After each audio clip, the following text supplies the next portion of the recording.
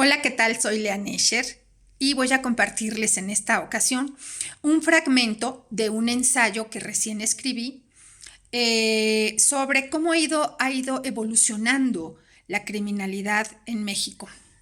Voy a utilizar mis lentes, les pido disculpas porque crean un poco de reflejo, les prometo que me voy a mandar a hacer unos antirreflejantes, pero por el momento voy a tener que utilizar estos.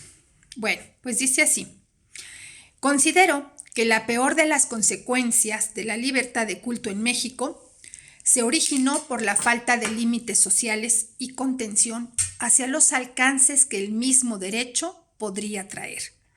Y es que el artículo 24 de nuestra Carta Magna, el cual legítimamente concede y reconoce el libre derecho del ejercicio del culto religioso y sus prácticas, así como los estatutos y carismas de los mismos, no vislumbró los alcances que conlleva esa libertad de preceptos, contenidos, mandatos e ideología. El descontrolado suceso de la delincuencia en México y su vertiginoso crecimiento provocó que dentro de la sociedad naciera como fenómeno inesperado y alterno a la sociedad mexicana lo que yo me atrevo a definir como la sociedad satélite delincuencial, la cual emana de la bien estructurada delincuencia organizada, misma que ya cuenta con estratos sociales y niveles de especialización en materia de crimen. El criminal ya no cuenta solamente por su actuar en solitario, como antaño. Ahora pertenece ya sea a los más altos niveles del poder o a las más débiles ramas de ese universo delictivo.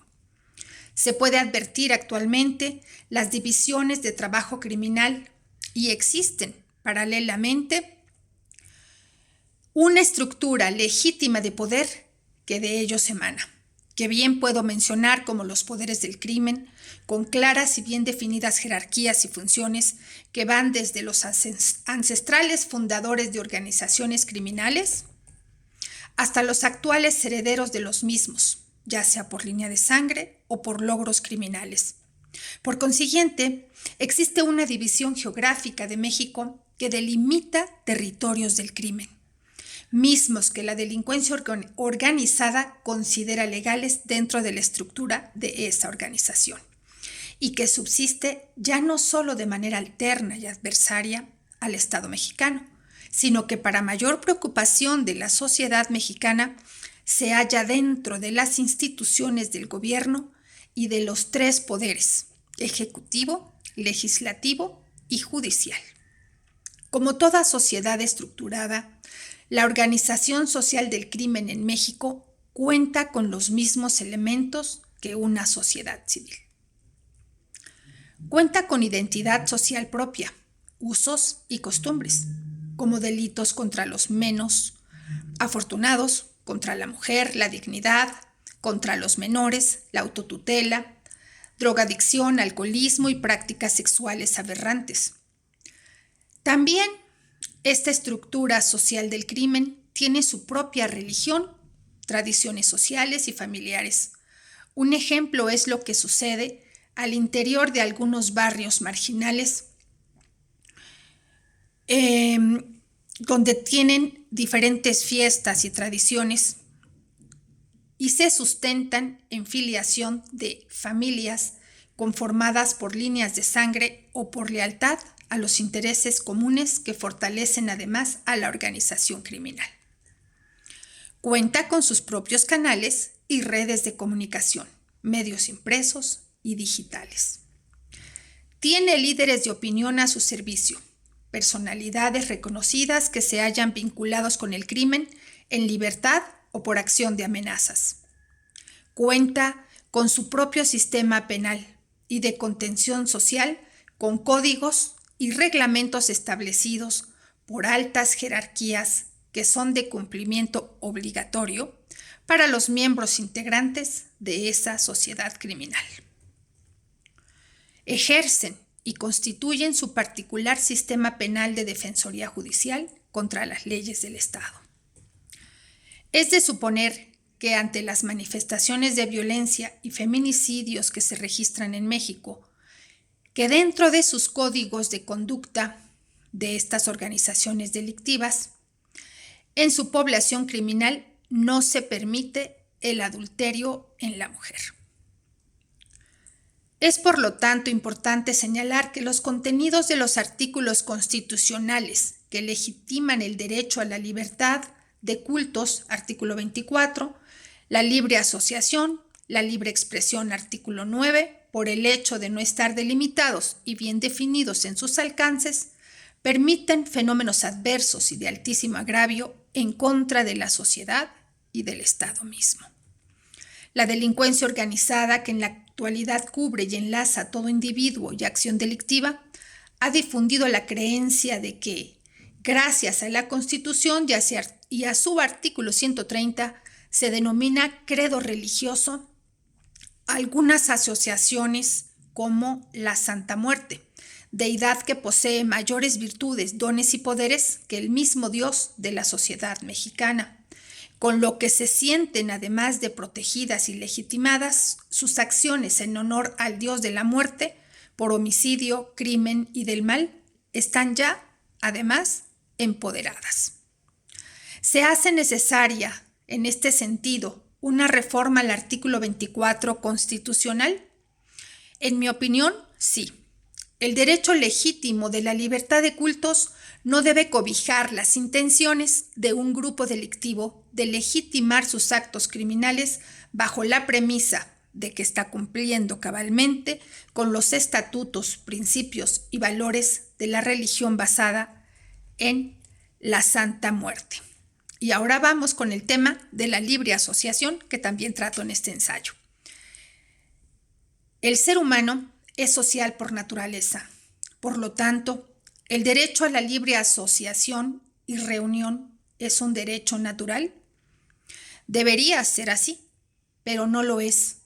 No lo ha sido ni lo será en su máxima expresión del derecho natural por el solo hecho de que la libre asociación y libre reunión de más de dos personas puede deberse a distintas razones y un sinnúmero de objetivos y propósitos, entre ellos la génesis de ideologías, estrategias, planes y desarrollos de acciones en contra del Estado y su estructura de gobierno. Además de que, a través de esa libre asociación, se pueden fraguar acciones que afecten a la sociedad y a las instituciones que la rigen y le permiten funcionar. ¿Es libre la libre decisión de libre asociación? Pregunto yo. En estricto apego al derecho, considero que no. Nunca ha existido tal libertad de la sociedad legalmente constituida dentro de un estado de gobierno, porque permitirla es ir en contra del mismo sistema que permite la existencia del sistema mismo. Parte de la historia al respecto muestra que los gobiernos, de aquí hago un comentario, ¿verdad? Los gobiernos de ningún tipo, sobre todo los dictatoriales, ¿no? O los de regímenes comunistas, socialistas, pues no permiten este derecho en su totalidad, porque como ya dije, pues afecta al propio Estado. Y ahora continuamos con el texto que dice: el derecho a libre asociación, al ser el ser humano de naturaleza social, es un derecho natural, en tanto que se halle en libertad con respecto a un estado de gobierno y la sociedad que dentro de él existe, y se halla regulada y legalizada por el Estado mismo. Y es una paradoja, porque la naturaleza social del ser humano no es capaz de vivir fuera del estado de gobierno, y por ende fuera de la sociedad y las comunidades que el Estado mismo crea. Por lo que el ser humano debe negarse a sí mismo el derecho natural de libre asociación y someter ese derecho a la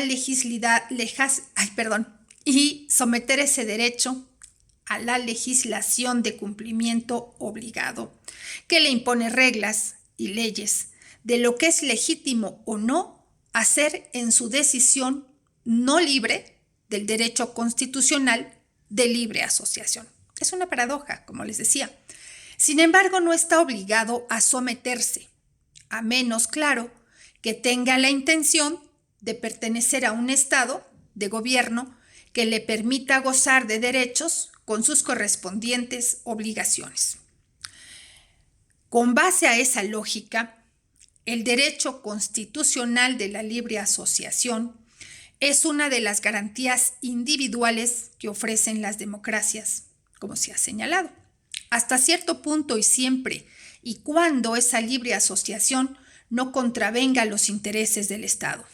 Es por eso que en la dictadura y el régimen militar está suprimido este derecho, por el temor que la sociedad civil pudiera establecer estrategias para derrocar ese sistema.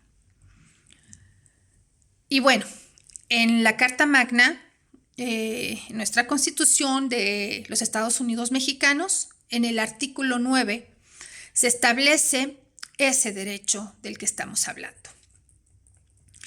Y continúo con el ensayo.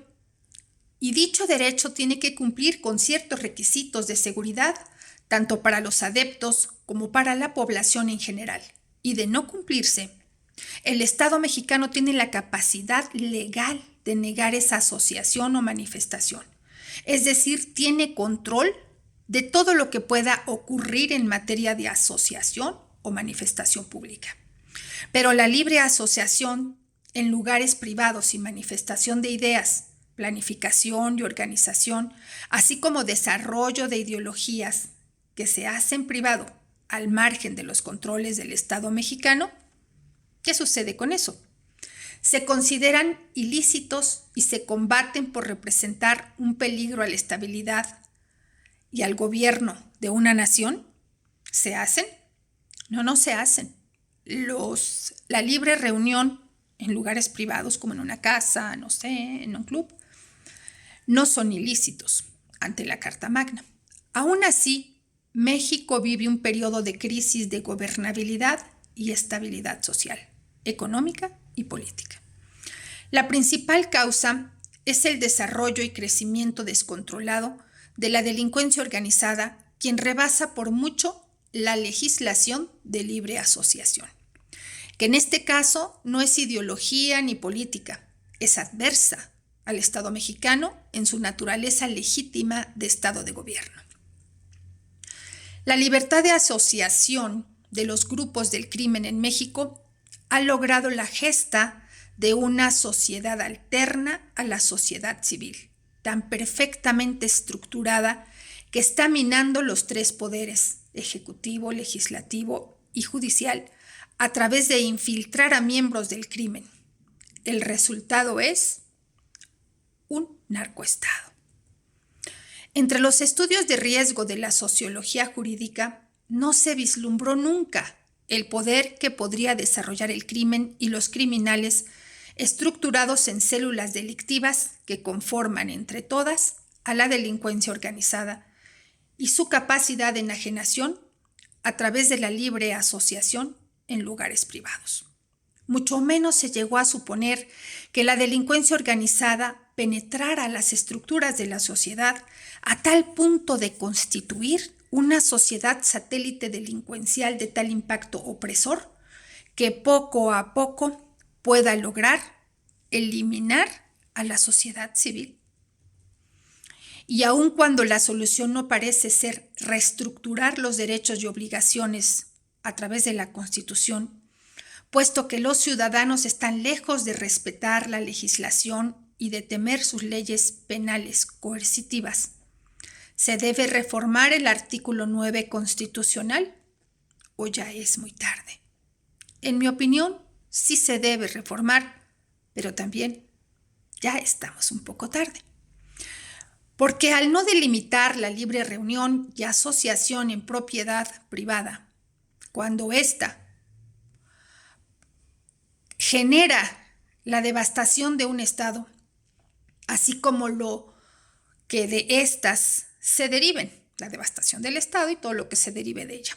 La delincuencia en México, al enramarse y crecer dentro de una organización pseudofamilia nuclear, es que ha ido creciendo hasta constituir lo que yo digo la sociedad ilegal del crimen, donde se ha legitimado el modus vivendi de todos y cada uno de los actos delictivos.